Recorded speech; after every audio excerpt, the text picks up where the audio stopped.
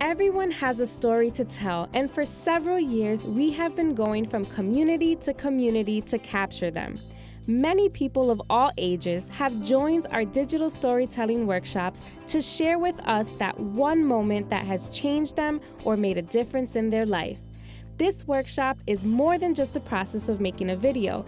It can help them capture and share a powerful message and remind them that they are not alone.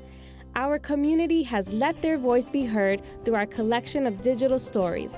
We encourage everyone to tell their own story. To get you started, here's some inspiration.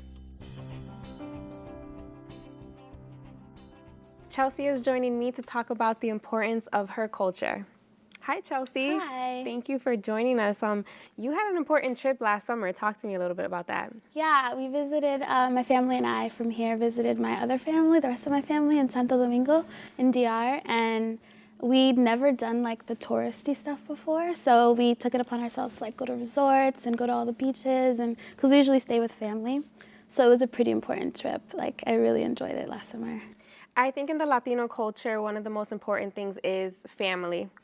We kind of have that high up there on our list. So what is it about, visiting your family that is so important to you, since they don't live around here? Right. It definitely, when you're here and you're speaking Spanish and at home all the time, you get to practice it, but it's not as everywhere as it is when you visit Santo Domingo. Like, you speak it everywhere all the time, you're reading it all the time, and so every time I come back, my accent is that much more intense. Like, I actually kind of forget English a little bit. Like, I'm like, wait, how do you say that? How do you say that in English? What's the Spanish word for that? Mm-hmm. But, and then also, obviously, seeing your family is like so exciting. And the thing is that in DR, everyone's family. Like, your neighbors are your family, and everyone's coming in and out of the houses, and it's a really different experience than living in America.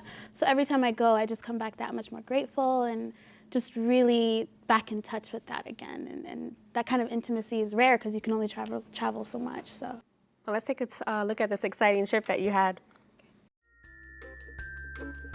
After 4 years of not having gone to the Dominican Republic, this past summer of 2015, I got the chance to revisit my mother's home country and half of my home.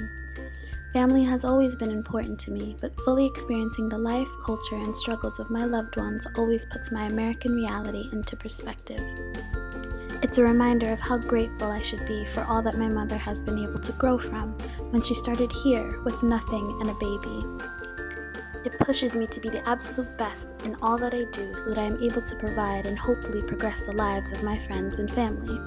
Radically changing the world starts with the feeding of yourself and those in reach, and thankfully I have long arms.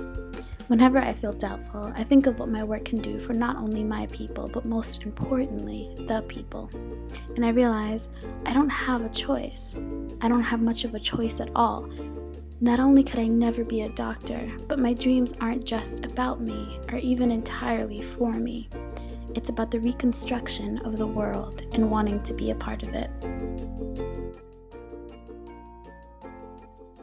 I think it's an amazing opportunity that you have to go back to, Dominican Republic and visit your family. What does that mean to you? It means everything because, like I was saying, it's not the cheapest thing to do, so whenever you do get a chance, like, you really appreciate it, right? But it's just always great, especially just because of, the politics over there and poverty and the complete different way of living when you go and visit, and you come back so grateful for things like clean water and a roof, an actual roof that's not, there's no holes in the walls over your head. You're so much more grateful when you come back. What do you hope that people get out of your digital story when they view it? Well, I think that it's really common as of recently for a lot of young people to be super active when it comes to politics and being radical in terms of like the American situation. And so I think it's also important for people to not just worry about the issues in America, but universally, especially when you have parents or people that you know from other places, right? So it's important to, even in the smallest of ways, like incorporate that into whatever it is that you want to do. And I think that it's possible. It's definitely possible. You're interning at the station here at WGBY now, and I think that your culture and your language is a big part of the job that you do now. So can you talk to us a little bit about that?